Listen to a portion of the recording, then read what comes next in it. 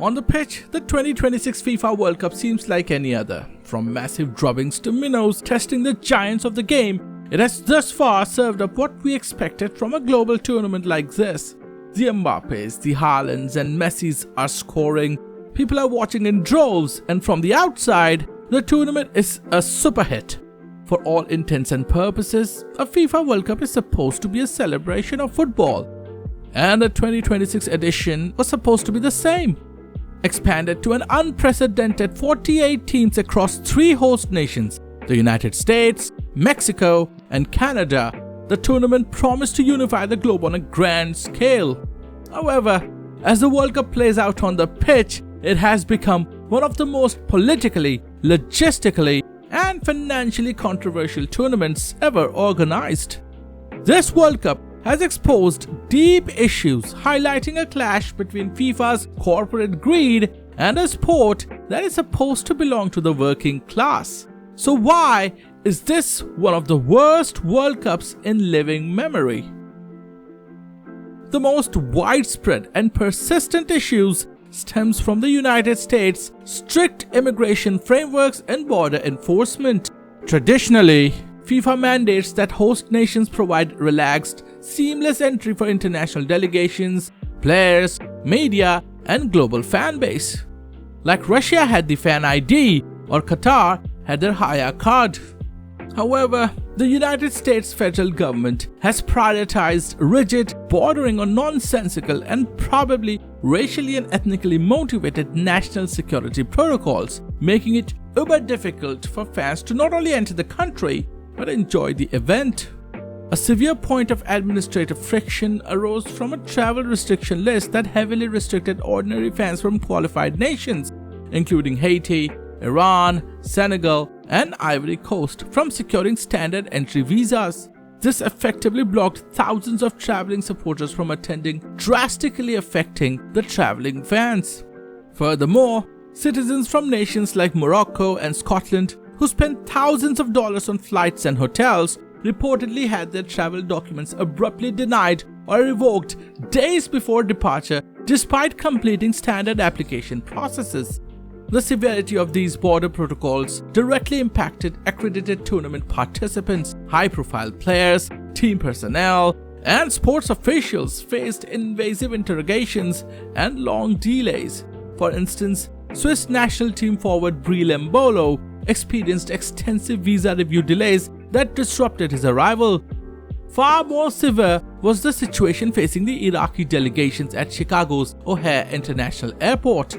Iraqi striker Ayman Hussein was detained and cross-examined by customs and border protection officials for 7 hours, while Iraq's official team photographer Talal Salah was held for over 10 hours, subjected to digital device searches, and ultimately denied entry and deported back to Baghdad due to vetting concerns. Even FIFA's chosen officials were not immune to federal immigration mandates. Referee Omar Abdul Qadir Artan, who was set to make history as the first Somali official to referee a World Cup match, traveled on a valid diplomatic passport but was flatly denied entry at a US port of entry due to security vetting concerns, forcing FIFA to issue an official media release confirming his unfortunate removal from the tournament's active list of referees. The most extreme manifestation of geopolitical tensions involves the participation of the Iranian national team. Due to ongoing military conflicts and tense diplomatic relations with the United States, Iran's presence required unprecedented intervention from FIFA. Under tight federal security restrictions, the Iranian squad was prohibited from setting up a standard training base or staying overnight within the US borders. Consequently, the team was forced to base its entire operation in Mexico, meaning the squad must commute across the international border into host cities strictly on the match days before immediately flying back. To add to the tense environment, United States Department of Homeland Security Secretary Mark Wayne Mullen confirmed that Immigration and Custom Enforcement, or ICE agents, would maintain an active, visible presence inside the World Cup stadiums, prompting severe backlash from civil rights groups and raising anxieties regarding the profiling of international ticket holders.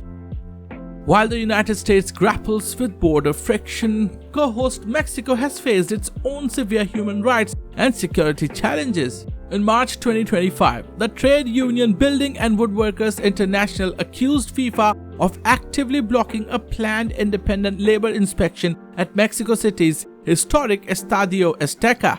Security within Mexico was further compromised by severe regional instabilities.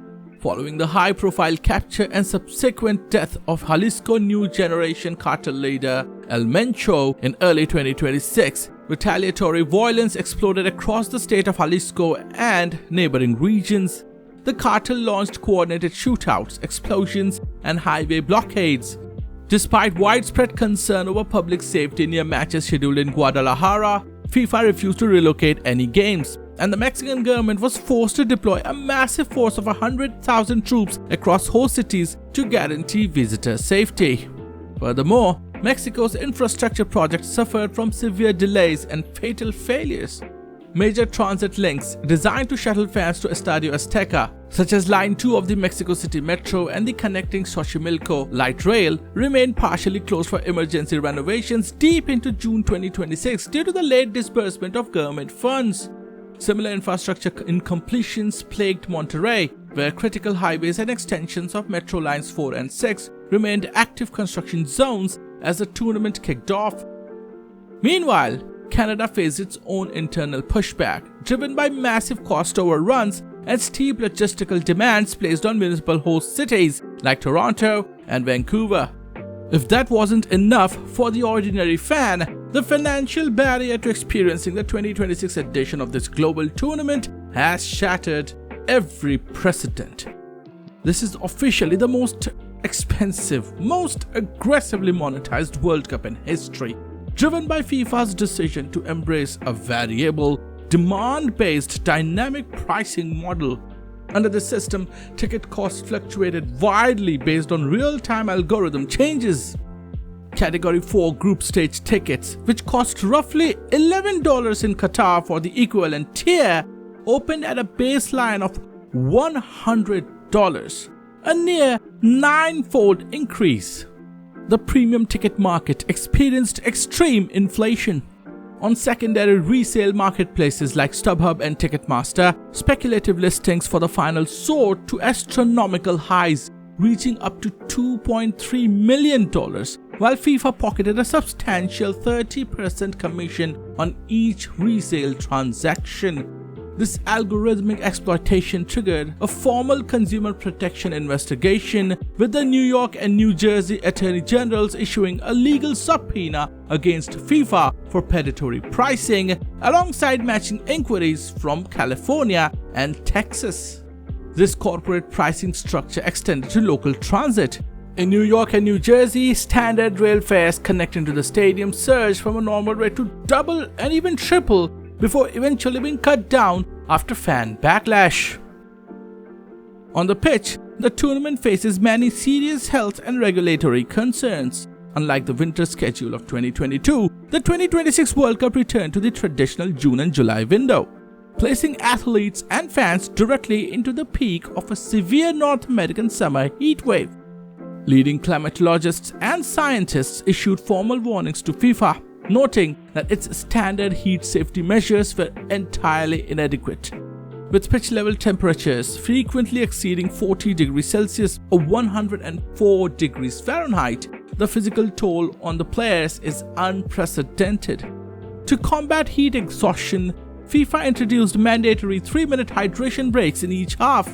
However, this immediately sparked another controversy when television broadcasters utilized these breaks to air additional commercials, leading to heavy criticism that player welfare was being leveraged to generate more ad revenue.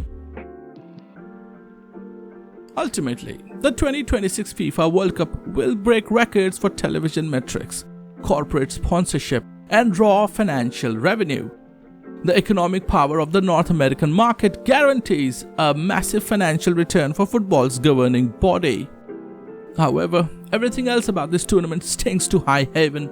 The ongoing issues plaguing the 2026 World Cup provides a case study in dire sports governance, where FIFA has prioritized financial windfall over the sport itself, and the media, which was very vocally critical about the events held in Russia and Qatar, and rightly so, remained largely silent.